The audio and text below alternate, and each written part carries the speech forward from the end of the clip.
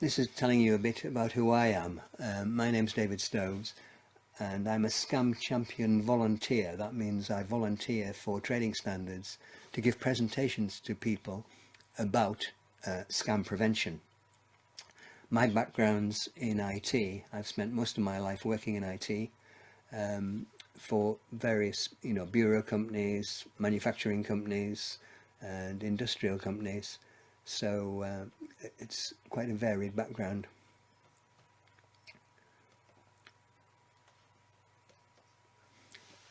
Now this is telling you what this presentation is going to be about. We're going to try and tell you about different types of scam, and when we get to the end, if you've got any questions about any of it, talk to me about it.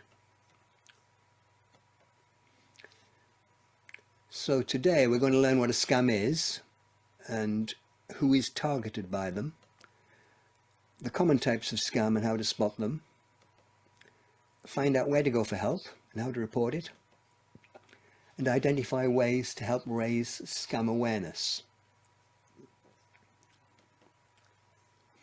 Now, the most significant things about scams are not jokes or tricks. Scams are actually fraud, and fraud is a crime. And it's important to understand that. And a simplified definition is that a scam is a fraudulent scheme performed by a dishonest individual, group or company in an attempt to obtain money or something else of value. And scams traditionally resided in confidence tricks where an individual would misrepresent themselves as someone with skill or authority, i.e. a doctor, a lawyer or investor. And if you take nothing else from this presentation, just remember to take time to stop and think before you act. Scammers rely upon creating a sense of urgency and panic. And if it sounds too good to be true, it probably is. And people tend to think of scams and fraud as different things, but they're not. Scams are fraud, and fraud's a crime, and it has to be taken very seriously. And many scams, especially those that are sent through the internet or by post or over the phone, are actually conducted by organized crime groups and are likely to spread globally. It's important that you understand not everybody is out to scam you, but there are those who are, and we mustn't lose trust. And we're not here to scare you, but we want you to be vigilant and aware. Scammers rely on our generosity, caring, and want to trust people. That's our human nature. Here's a few statistics. Fraud's the most commonly experienced crime, and approximately 42% of all crime is against individuals. And over 55s are more likely to be targeted, but the 16 to 34 age group are more susceptible to being scammed. And I think there are reasons for that, because often people in the 16 to 34 age group use their phones quite a lot. They read the texts, they read social media, and often scams come from those particular directions. So that's why you're more susceptible to being scammed.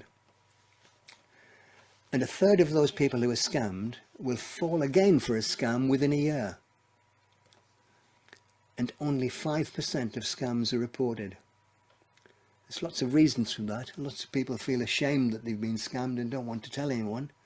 And so in fact people don't get to hear that they've been scammed.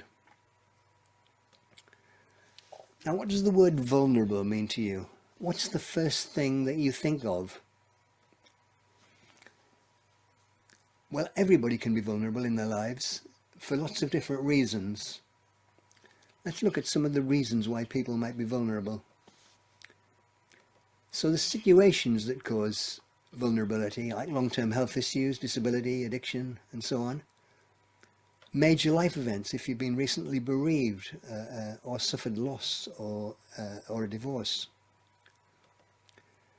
Low resilience, if you've got difficulty in coping with financial or emotional shocks.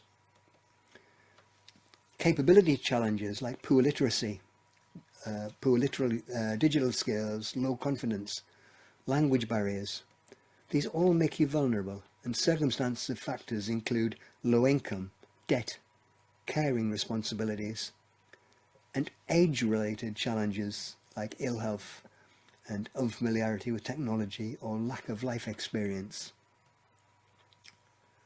But there's also marketplace vulnerability, so that if you're, for instance, switching your gas or electricity providers, you've got to make sure you do it in such a way that it works correctly and you don't start paying your money to somebody else. If you're changing bank accounts, always go via the banks concerned. Don't go via a third party who might try in some way to engineer changing your bank account to them. If you're buying an electric car or buying a funeral plan, I think it was recently a case where some funeral plans that people had taken out went completely down the tubes, if you like, because the companies went into liquidation and hadn't provided sufficient insurance. So people had spent out thousands with them, expecting that their funeral would be covered when they needed it, and of course it wasn't. If you're investing in cryptocurrency, there's a lot of adverts saying that you can invest in cryptocurrency and make a lot of money, but equally well, you can lose a lot of money very, very rapidly. And my advice would be to keep away from it if you possibly can. Now, I'm going to show you something about the devastating effects of a scam. I've got some photographs here of a couple's house after it had been damaged by some other people. What had happened was the elderly couple were aged 89 and 84, and a trader knocked on their door, and he claimed to be from a company who rendered the front of the house a few years ago, and the work was still under guarantee, so any extra work would be at no cost. Now also, the couple had recently parted company with a different trader who was completing a renovation project within the property, and the trader offered to complete the work at the same cost of $20,250, and the couple agreed, and they paid for this cost. But on the first day of work, when the couple were at the hospital appointment, the trader was working in the house, and he demolished the living room wall without the couple's permission. And their explanation was the wall had crumpled, so it needed to be destroyed. And then the trader then said the loft's in a poor state and the whole roof needed replacing. And they asked for £300,000, but agreed on a price of $270,000. And the couple felt trapped and had no choice but to agree. And then the couple went down to the bank to transfer the money, and the bank suspected it was a fraudulent transaction, and they alerted the police, and they contacted... David, I'm sorry, I think Vinod is in the waiting room now. All right, yes, I've just seen it. Okay, he's in. So in the last part, once trading standards had been involved, they stated that the trader caused the major structural damage, and the actual cost of works would have been a minimum of $90,000. And the photos illustrate the living conditions the couple were living in. And further investigation showed the rogue trader had fraudulently taken money from a South London couple who were extremely vulnerable, with the husband undergoing cancer treatment, and they'd paid £67,615 for unnecessary roofing work.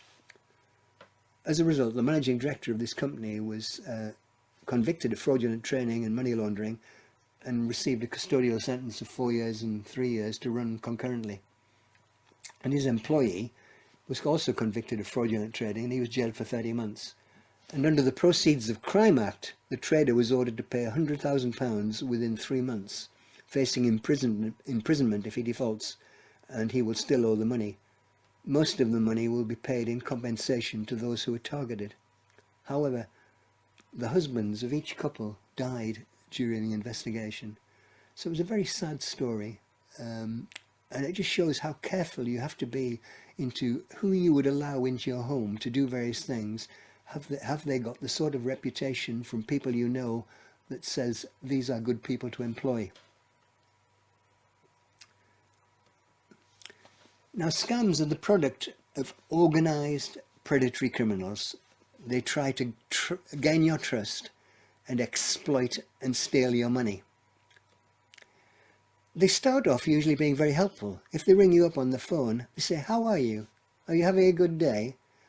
I'm from whichever organisation," and so on. and you think, what a nice man, and he seems charming.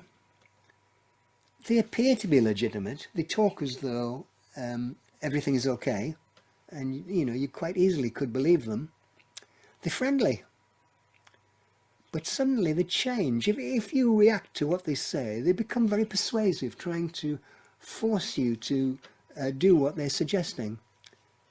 And if you carry on, sometimes you find they become threatening. If you don't do this, something really bad's going to happen. And then they become aggressive and intimidating.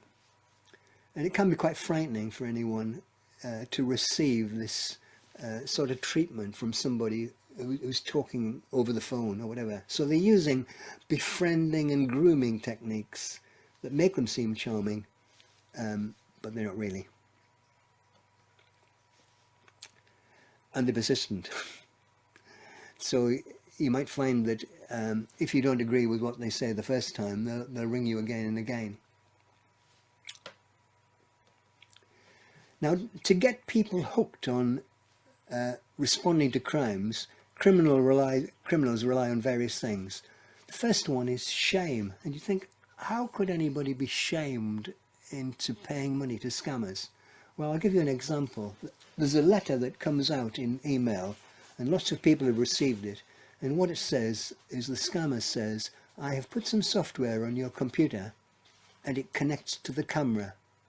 And I have taken pictures of you in very compromising positions. If you don't pay me a certain amount of money via cryptocurrency, so it can't be traced, then I will send copies of these incriminating photographs to all your contacts. And that means all your friends and relatives, possibly. Now, the terrible thing about this, often some people might think, I wonder what he's seen. What has he seen in my house that I'm not sure about? Have I done anything embarrassing that I know could be photographed? And they're terrified that it might somehow react against them. So there's a tendency to go ahead and pay. If you do receive one of these letters, you can tell straight away that it's probably a lie, because if somebody said, I've got lots of photographs of you in incriminating conditions, the chances are they would have sent you one of the photographs so you could see that in fact they'd taken it. But they don't do that.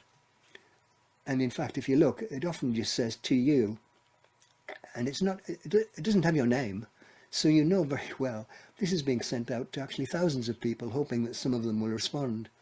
And the best thing to do, really, is to delete immediately and don't believe anything that they say.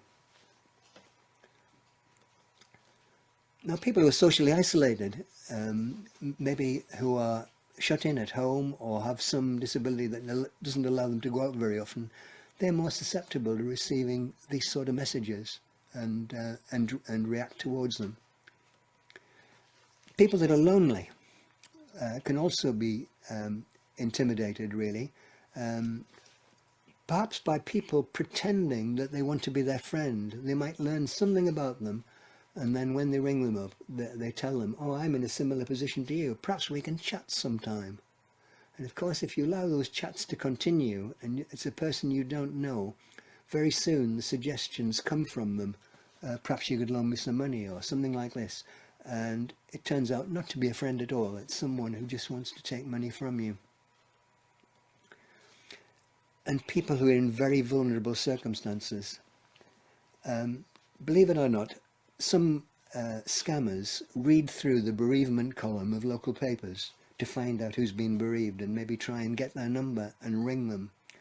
And this is a despicable situation when people are at their lowest and feeling that they don't want to be disturbed, and suddenly they're being disturbed by somebody who pretends to be giving them condolences, but is actually trying to weasel their way into their life.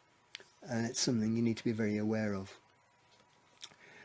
And then also people who've been conned, who may not admit they've been conned, but those that have been conned before, if you've been scammed before, often your name is passed on, and you'll find another scammer tries to scam you again.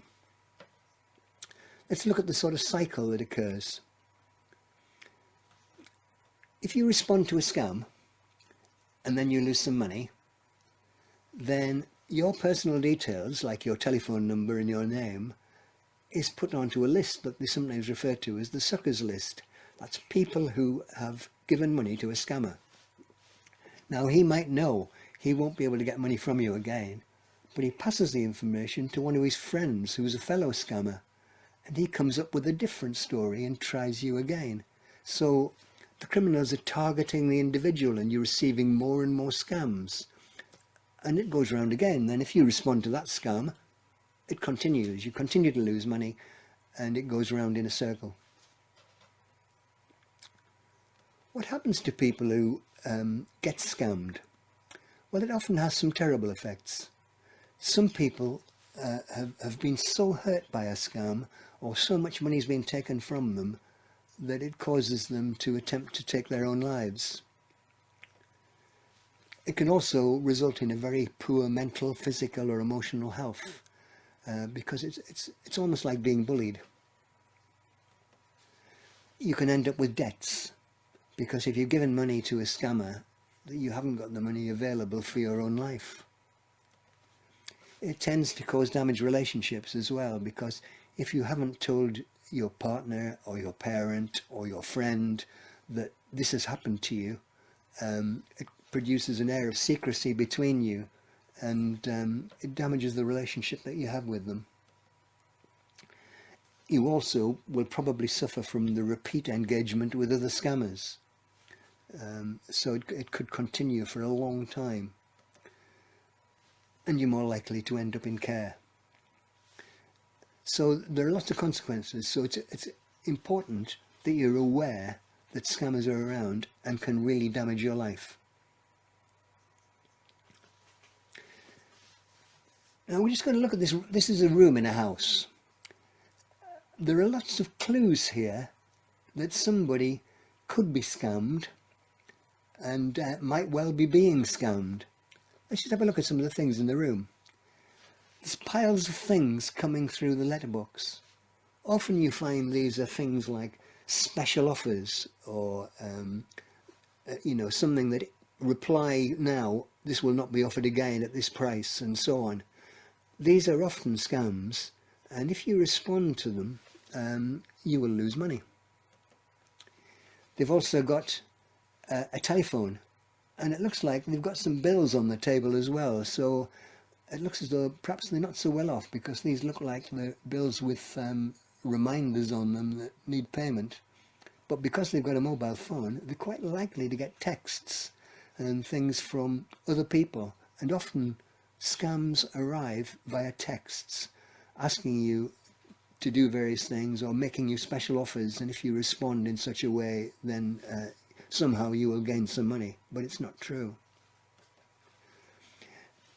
You can see on that laptop over there, there's a couple of hearts, and those are the sort of romance frauds where people connect to other people, and then they start off trying to pretend to be a friend, and then suddenly they start talking to them as though really they want a romantic relationship.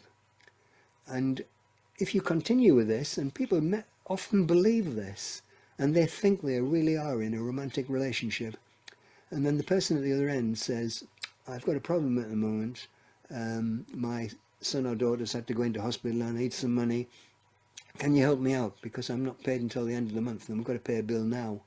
So these sort of stories come out from them, and so in fact it's not a romance at all, it's just another way of getting money out of you. The final one's the guy at the door. The guys come to the door and tell you you've got something wrong with your house, or we're doing some work locally and we could do it for you. And very often that's just not true. And you can see here that if you look in their cupboard, there's not much food there, because the person's living hand to mouth, probably because they're spending money on all sorts of other things. This is a letter. A gentleman who lived on his 80s, he was estranged from his daughters, and his wife died a few years ago, and he's a bit of a hoarder. And scammers had his post intercepted, and they realised they could target this gentleman. And on visiting the gentleman, he didn't realise he was being scammed. Scammers had been targeting him for decades, and scammers claimed he was going to win money, foreseen by clairvoyants and psychics. And that's called the clairvoyance scam, where someone writes and tells you, we can see it in the stars that you're going to win something. And it's just not true. Or that he was going to win something on the postal lottery, and he had to send off his subscription. And the poor gentleman was in debt, and he was surviving on just toast and tea and no one to speak to. And as well as postal scams, he was also targeted by phone scams. And that's a copy of a letter that he wrote to one of the scammers, not knowing they were a scammer. We've highlighted a few phrases in it that he pointed out that he hasn't really got enough money to keep paying them. I might not have enough for my own shopping. And if I withdraw money now, it might not be possible. So you can see he thinks he's helping somebody out, but he's actually in quite desperate circumstances. So why do people respond to scams? Well, they have all sorts of reasons. Somehow they think they're going to get some money, and maybe they want to, give it to their family, or they're hoping to move house. And then there's always the phrase, you've got to be in it to win it, which is always the reason why people go into lotteries, because they believe that, if you don't stake in the lottery, then you can't possibly win, which is true. You can't possibly win if you don't put a stake in it. But if the odds are 16 million to 1, the chances are you're not going to win anyway. So, think about it. And then the problem where someone rings up and they pretend they're a psychic, and they attach to somebody who is receptive to sort of psychic thoughts, and thinks that they've got a bond with people, and somehow that person is their friend, and they're not.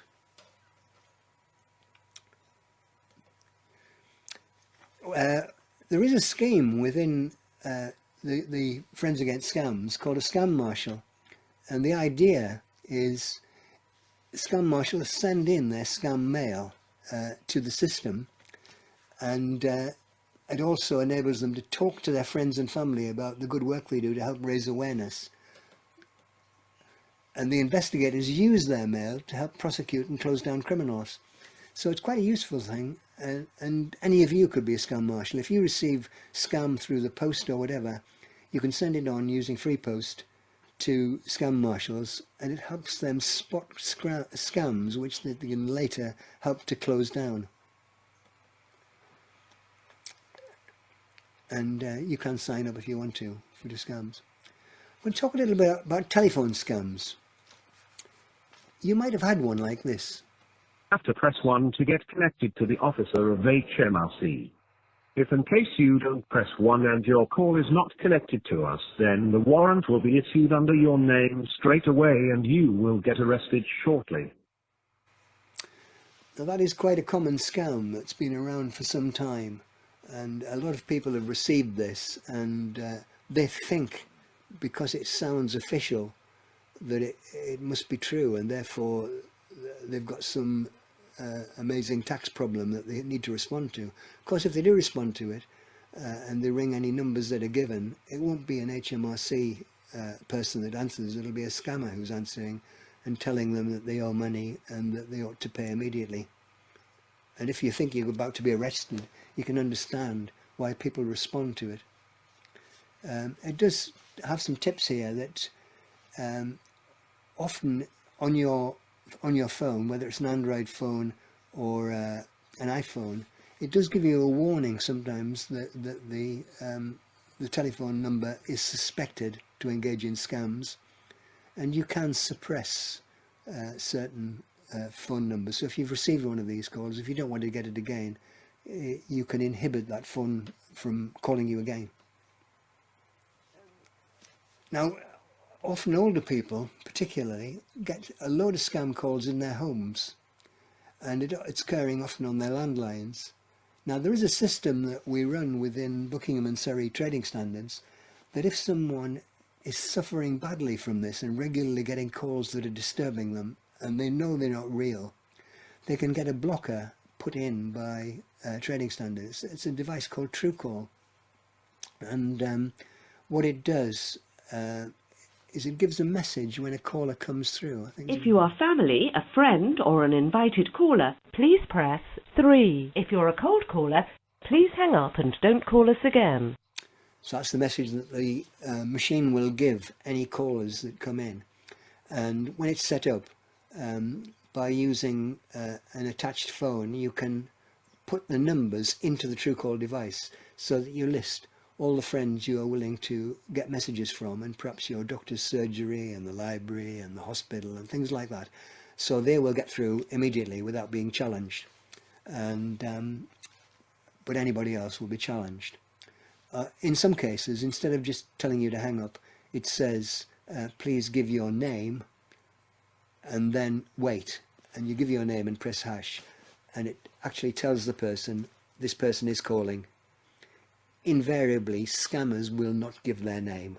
So if it's a scam call, the chances are they hang up and the elderly person in the house never gets the call and isn't disturbed by it. So it's a very useful feature, and they're available free of charge to those that particularly need them. But it might be useful if you've got grandparents or elderly people that you know who are being disturbed by this, that this is available to them. Let's talk about text scams. There's some examples of some text scams on this screen, like Apple. Your Apple Pay has been suspended due to unusual activity. To reactivate, please visit, and just click on that link. Now actually, if you look very carefully at that link, you'll see that it doesn't have apple.com at the end of the link. So it isn't from Apple. It's someone asking you to click to another site. And the chances are it's one that might ask you what your Apple password is, and so on, your login and your password. And what they're trying to do is capture it so that they can spend money on your behalf, effectively, for them. And similarly, there's another example there of some cryptocurrency, and likewise, you know, it's all fallacious. And the third one, there's a government one suggesting you can have discounted energy bill under energy bills. Now, you don't have to apply for these. If you're due to these, you get them automatically. You don't have to click on some other link, which obviously is not a government one because it doesn't end with gov.uk. So it's all false. If you receive a scam like this, then just forward the spam to 7726. That's the letters spam on your number keypad on your phone, and then it will be reported to the system so that they can investigate where these messages are coming from and try to stop them. Now I'm going to look at a few doorstep scams. These are the people that come to your door, and there's a typical one where they say you've got a loose tile on your roof. And what they do is they often bring a loose tile along with them, and they put it on the ground beside the step where they're talking to you. And when you open the door, they point to the tile and say, you've got a loose tile on your roof. My friend's got some ladders around the corner because we're doing some work on another house. Would you like us to have a look at yours? Now, on no account allow them to get anywhere near your roof. Just tell them either it's not your house and you'll have to speak to the landlord, or something like this. Or you know, you have a friend who's a builder, so otherwise what will happen is they'll go up onto the roof and they'll pull a few tiles out and they'll tell you it's worse than we thought, there's a hole, and before you know where you are, they'll tell you lots of the tiles are loose and you might actually need a new roof, and suddenly a massive cost is involved. You get similar things with the guys who come around and say, I've got a load of tarmac on the lorry, would you like us to do your driveway? And if you allow them to do it, of course, it'll just be a very light layer that isn't stuck down properly, and it'll wear off in a matter of weeks. And no doubt it's a good price, but it's not a good service for you. And then I'm doing a survey. When people come around and say, I'm doing a survey, what they're asking you for is personal information. They know your address because they're outside your door. They want your name. They're asking you details about perhaps what you buy, or where you go, or do you work full time? Like, is your house going to be empty during the day? Things like this. things that you don't want to tell them. So I would tend to say, I just don't do surveys, sorry. There's another common one. I advise on security home safety. This is where someone suggests they come round your home to check your window locks and things like this. Now, if it was a reputable company that you'd invited in, that would be different. But when it's somebody on the doorstep, then it's what they call casing the joint, looking at the house to see where its vulnerabilities are so that they can break in at a later time. And then we were working next door when we noticed something wrong with your house. They probably weren't working next door. And before you ever did anything with them, you'd want to check with the people next door. Are they working for you? And were they good? And are you satisfied with their work? And if you're not, and they weren't working next door, you definitely don't want to be giving them a contract. And then the one, you've definitely won a prize. Well, if you haven't entered a competition, you can't possibly have won a prize. So that's going to be a lie. So they're wanting you to do something to get this so-called prize. And then they always say, we're only in your area this week. They want to give you a sense of urgency. This is so important, you must do it now. And scammers always do this. They try to make things happen quickly because that's the only way they can convince you to do something. Because if you had time to think about it, you wouldn't do it. There is a group of people that often get dropped around the streets. They're often referred to as the Nottingham Knockers, and they carry a bag full of household goods, and they claim they're ex-prisoners who are trying to get employment. But a lot of that is not true, and they're selling overpriced things like dishcloths and tea towels and cleaning equipment and so on. And you find they're actually dropped off in a team. There's a van load of guys come, all each with a bag of stuff, trying to sell it. And sometimes they're not even there for selling the stuff. They're there to keep you at the front door while somebody nips round the back and tries to get into your house. So it's what's called distraction burglary. So you've got to ask yourself, do I really want the work done? Do I really want the goods they're selling? And would I normally have agreed to this sort of a contract? And if the answer is no, push them away. Remember, it's your money you're parting with. Now, this is a common type of scam that's occurred certainly extensively in Surrey, and I assume also in Buckinghamshire, called the courier scam. And it starts on the phone, and it escalates to someone on your doorstep, and it's called the courier fraud. At the end of the video, you'll see the courier tries to take advantage of the lady. It's a bit tongue-in-cheek, and it was one that was prepared, I think, by Barclays Bank. But it actually shows you the sort of thing that can happen when you invite a courier to your house.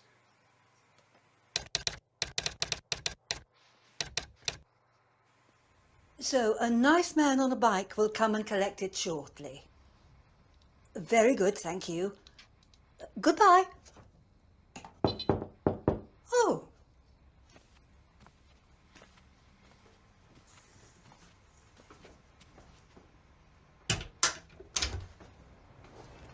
Hello, darling. I'm here about the package. Apparently, you spoke to a bank manager earlier today about some suspicious activity on your account. Is that right? Yes. Right. Cheers.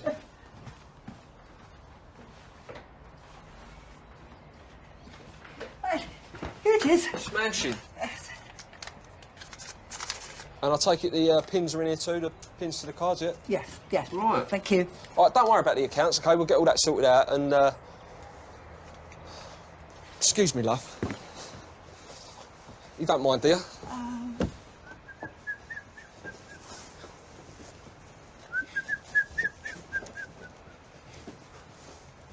All right, then. See you later. Yes. Goodbye. Yep.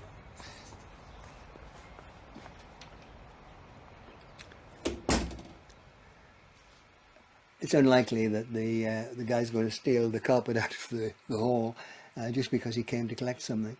But what had happened to the old lady was that she'd been rung up and someone had said to her, there's been some suspicious activity on your account at the bank.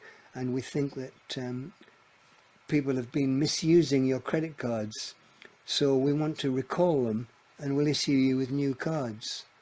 And then they say to her, we'll get a courier to collect the existing cards from you and just write down all the PIN numbers as well and package them in an envelope, and when he comes you can just hand it to the guy. Now, if you believe that, of course, you'll believe anything. But often people are confused by what they hear on the phone. They think that it's someone that is in authority at the bank who's giving them this information, and they don't want their money to be stolen, so they're accepting what they say. Now, here's another example about a lady who was deceived in the same sort of way. It was mid-morning. I'd come back from shopping and the phone rang. It was Hammersmith Police Station, telling me that they had just arrested 2 young men in Regent Street who had a clone of my debit card and had already used it to defraud me of £850. So I was anxious. They wanted to catch these people as quickly as possible. They told me to ring the number on the back of my card. So I rang off, forgetting that that didn't break the line. Only the caller can break the line. I forgot that. And I rang the number and eventually got through to the National Fraud Department. They thought that there was somebody in the bank who was giving away details of bank accounts and cards, and they wanted to catch them quickly. So would I go down to the bank and tell them a story that I needed cash for a builder? The notes would be forged notes, and they would know what they were, and to draw out £6,000. I had given him details of my bank account. I'd even told him how much was in it. How ridiculous. I'm an honest person, and if you're honest, you believe what you're told. And when I got to the girl at the she queried it, said it sounded like a scam. But you see, I didn't believe them, because I'd been told that the bank was part of it. But I went away without the money. When I told him what had happened, they hadn't let me have the money. And so he told me that they, in the end, would have to let me have the money because it was my money, and I should go down again and ask for £3,000. And this time my husband came with me, and we both went down there, and we actually saw the bank manager that time. He spent a long time trying to persuade both of us that this was a scam. And in the end, I said that the money was mine and I had a right to it. And the bank manager, with a sigh, said yes, and sent me back to the teller, who gave me the £3,000. And we walked home, and after a little while, I was told to put it in a bag. I put it in a Waitrose bag, and a man came to the door, a courier. I just handed the bag over. By the time I went to bed, I realized that it was a scam, and I rang the police. And I really was quite upset, of course. I thought I was scam-proof. Now, you might think that that old lady... It was mid-morning. I'd come back from... That lady is a 90-year-old lady. She was a highly regarded mathematician during her life. So it can happen to anybody. And in fact, that lady is also the mother of Tim Berners-Lee, the man who invented the World Wide Web. And she was talking on BBC Watchdog at the time. So you see, it can happen to anybody. It's not because people are stupid or particularly vulnerable. She was just convinced by someone who had told her a lie, and she just hadn't seen through the lie. Lots of times you may get emails, like things like update your payment method. This is one perhaps you might think from a company that you are paying regularly some money, and someone will send you a message saying you want to update your payment method, and what they're trying to do is to get you to transfer any payments you make to them instead of to the company you're meant to be paying.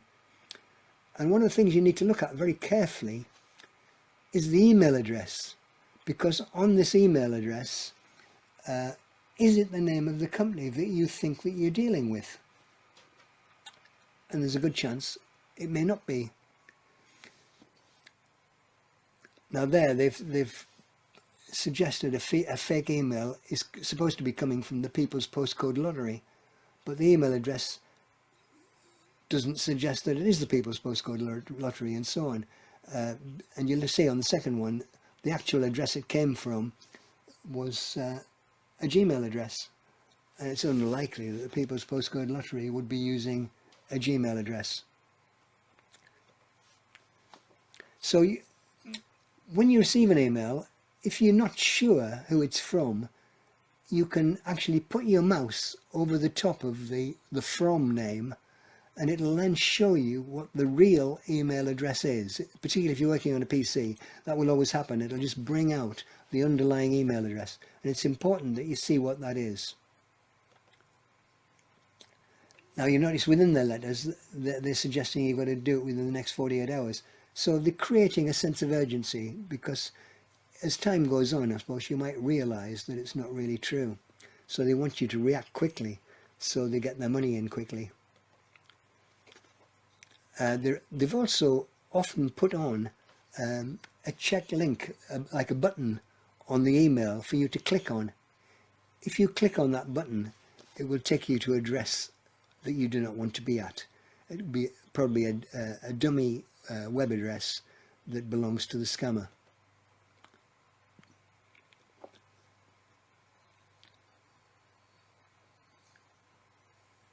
Now there is an address that you can send these emails to, and it's called report@phishing.gov.uk.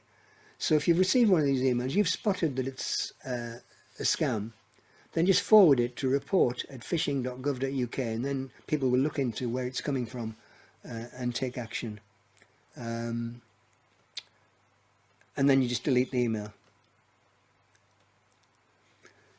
Now here's an example of some fake websites where people have got a message saying you need to go to this website to confirm your coronavirus vaccination.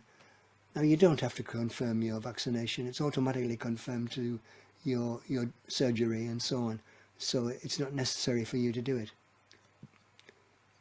And they put all sorts of rubbish in the email saying how important it is, and if you don't fill this in properly you won't get vaccinations properly. But then what they're really asking for is for your personal details, because if you fill in your first name and your surname and your date of birth and your mother's maiden name, that's all the information you need to open an account in your name at a bank. So it's most important that you don't give that information to some email that comes in asking for it. You're probably all familiar with QR codes. It came in particularly during COVID lockdowns, because it was a way in which you could identify the names of websites and things without having to touch anything. You just pointed your phone at it and you got the address. But there's a lot of fraud going on with QR codes, and particularly like in car parks. Usually there's a QR code in a car park, which is where you pay the money, telling you where to pay for your parking. And people have been known to just stick another QR code on top of the one that's already there, in order to make you go to the wrong website. So beware of emails. And always use the QR code scanner that comes with your phone rather than a third-party app, because a third-party app might take you to somewhere you don't want to go. And all the apps that you download from the internet aren't necessarily good ones. Now the next thing I want to tell you is about get-rich schemes. When you're looking for a job, one of the things that people are tempted by are these get-rich schemes. Let me tell you about them. Right now, around the world, there are people in desperate need. Criminals. Held back by previous convictions, they struggle for clean bank accounts to launder and use the money from their illegal operations. But you can help. Donate your bank account today through something as simple as a Make Easy Money scheme. And play a vital role in the life of a criminal. With your donation, you can sponsor a child trafficker, helping them to snatch kids as young as 3 away from their families. Your ongoing support can help gangs access to drugs they desperately need to groom and control vulnerable people. And with something as small as a student savings account, sex rings can transport teens and force them into a life of prostitution. In return for your generosity, you'll earn a percentage of every illegal transfer you make, becoming a recognised money mule. So donate today, and you can play a key role in the life of a criminal. And the innocent people they enslave, traffic, and abuse. Thank you.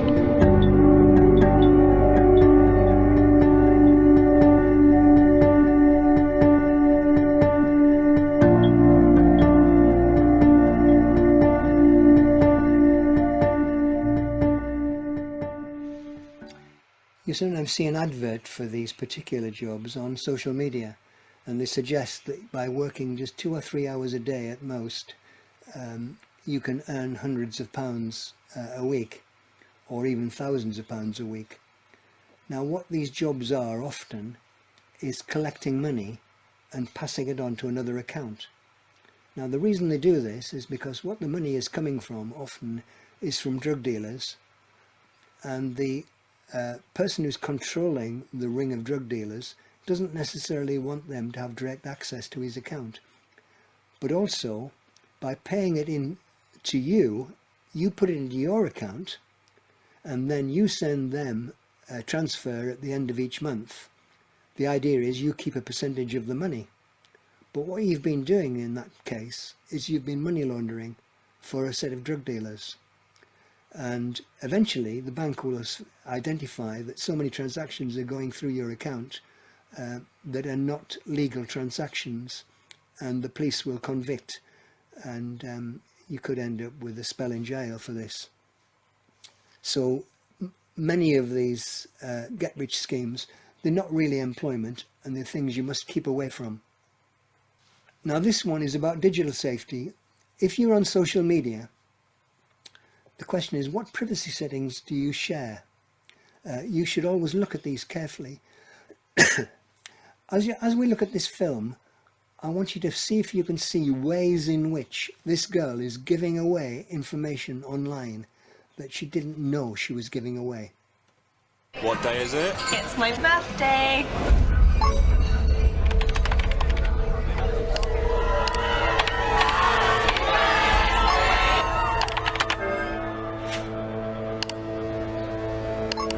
It's good to share.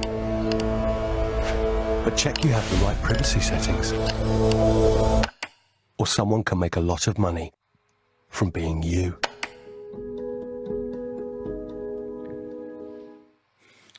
It's quite frightening, isn't it? That even if you take selfies and you post them, you've got to be careful that you haven't got something in the background of your picture that might be, say, a bill from the water rate or something like that on a notice board behind you, because someone can magnify up the picture and they could read a lot of your personal details from that. And when you go out to a restaurant or something like that, don't put your credit card down on the table with the numbers showing. Put it away immediately in a bag which is in a secure place, so that no one else can see the information which is written on your credit card. So it's quite important. So what the organization is doing, they're data harvesting. They're finding out from your particular videos and things what all these aspects are about your life, and often these things can be given away on social media. So just be careful. I think you might probably find that if you look at social media quite a lot, people that are on Facebook have often reposted or seen people reposting things that have information in them. There are questions, sometimes there are competitions that you find on Facebook where they ask you to do various things, like asking what your favourite colour is and various other things. If you go in for these little games, they are data gathering, and they're actually building up a profile of you, so that if anybody then asks them the question, what's your favourite colour, to prove that they know you, they know all the information. So they're asking you all sorts of things, like what was the number of your first car and things like this.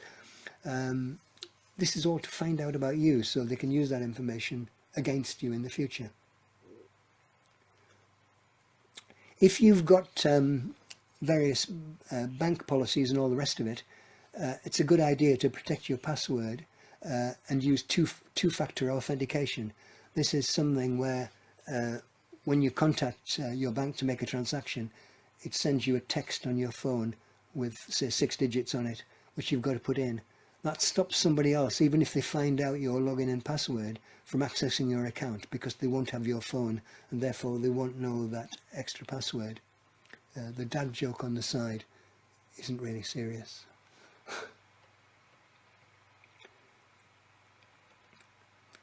Now, one of the things that's coming in more often now is artificial intelligence. Now, you've got to be careful. Don't assume that a photo or video or an audio of someone is really them. And there are some clues to help you spot a fake video or image. Now, don't give AI platforms like ChatGPT personal or sensitive information, because that information could be used in producing somebody else's document. And also, don't rely on AI always giving you the right answers when you're searching on the web.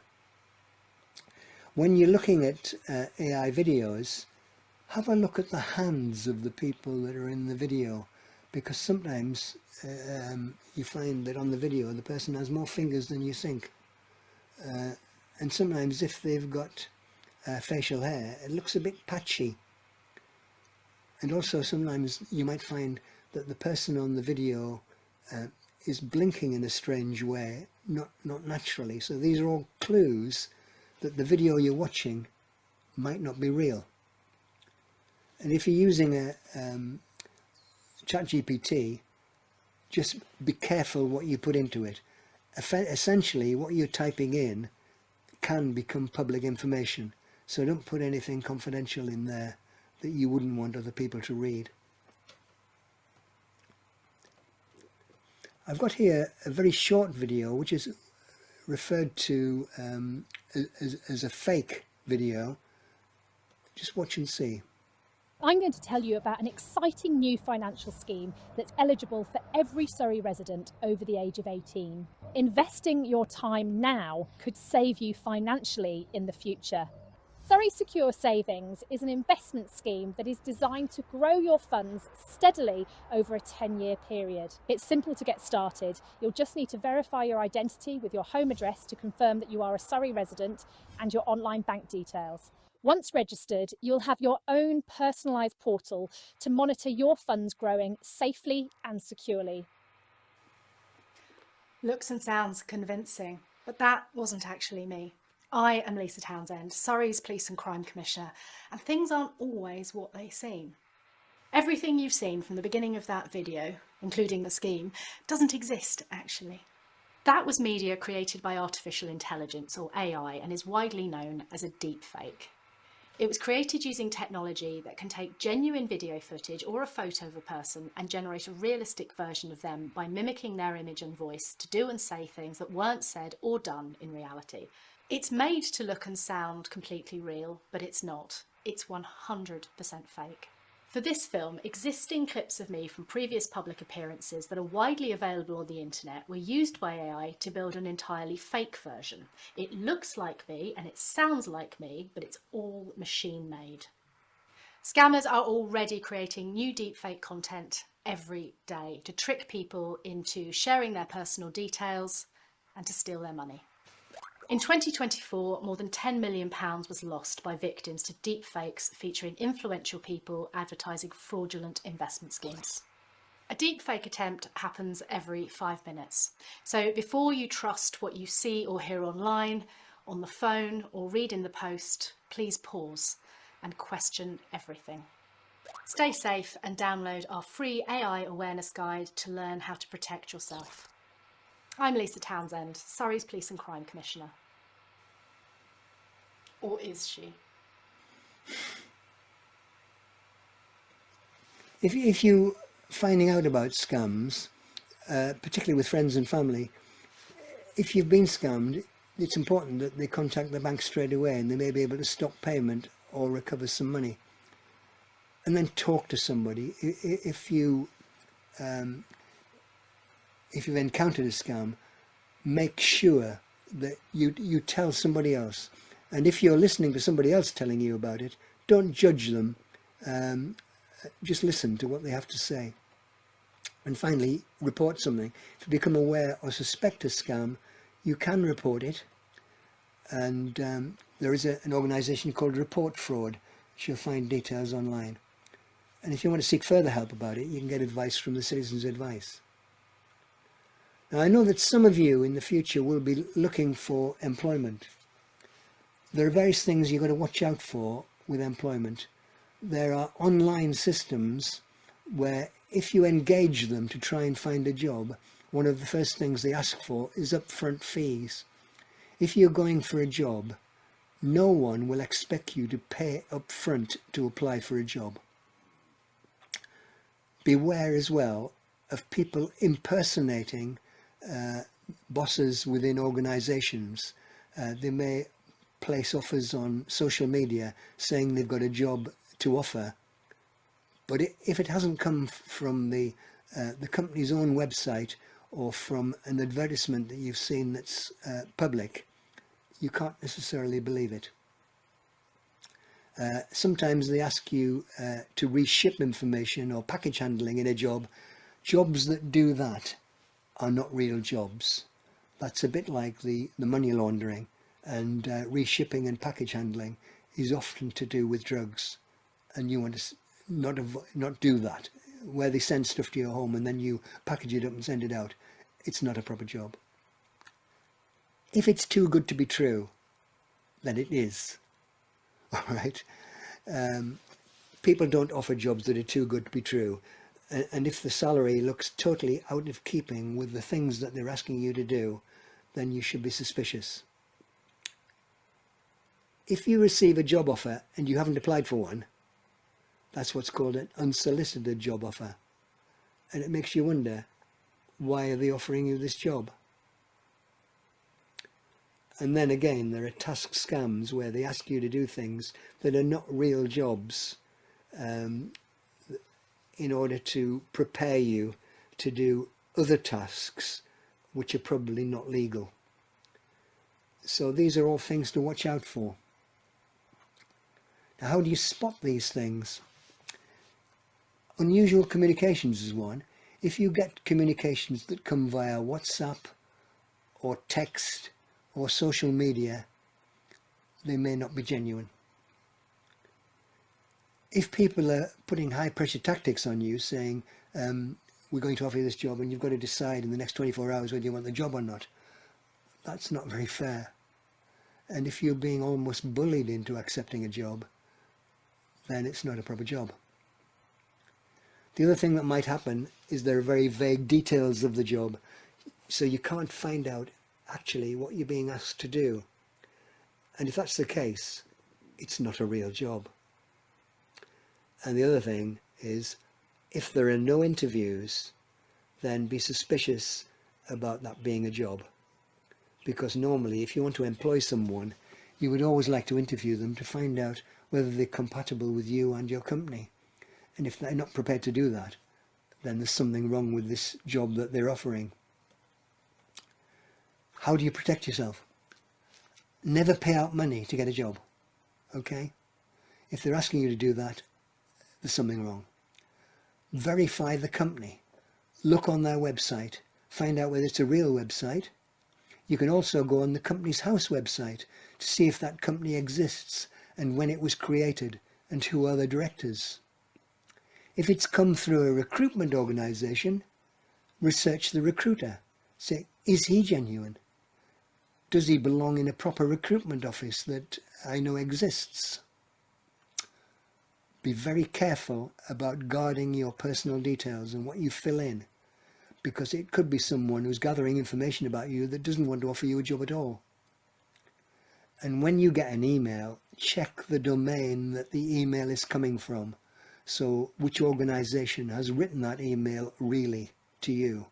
And is it the company you thought was writing to you? So what do you do if you target it? Well, there's several things. You can go to report it at Report Fraud, or go down for Citizens Advice and you'd find some people who will help you there. If you've seen it on LinkedIn or WhatsApp or Facebook, you might need to notify them that this offer is not a genuine offer. And if you've shared any details or made any payments to them, you must contact your bank as soon as you possibly can. So what can you do to protect yourself and others? Well, first of all, never disclose your security details. Don't assume everyone is genuine. Don't be rushed. Listen to your instincts and stay in control. Now, there are various organisations you can report to. If you dial 159 on your phone, it'll take you to the bank's fraud department, whatever your bank is, because they'll ask you which bank do you want, and then they'll put you through to the appropriate fraud department. So it's quite an easy thing to remember, 159. The Citizens Advice is on that particular number, 0808 223 1133. Report Fraud, it used to be called Action Fraud. It's now called Report Fraud. It's on 0300 123 2040. And then there's the illegal money lending team, which you can, if you've ever been approached by loan sharks to offer you loans and so on, if it's not an authoritative bank, then be very, very careful, because interest rates will rocket and you could easily be scammed. And then finally the police, 101 for non-emergencies and 999 for emergencies. There is some social media available. There's a thing called the TS Alert newsletter, which you can subscribe to, and that will send you the trading standards alert telling you what scams are coming along, so you can find out. And if you also follow trading standards on Facebook, it'll tell you about different things that are coming along that you ought to know. And you can also follow them on X as well. Well, that brings me to the end. Have you got any questions?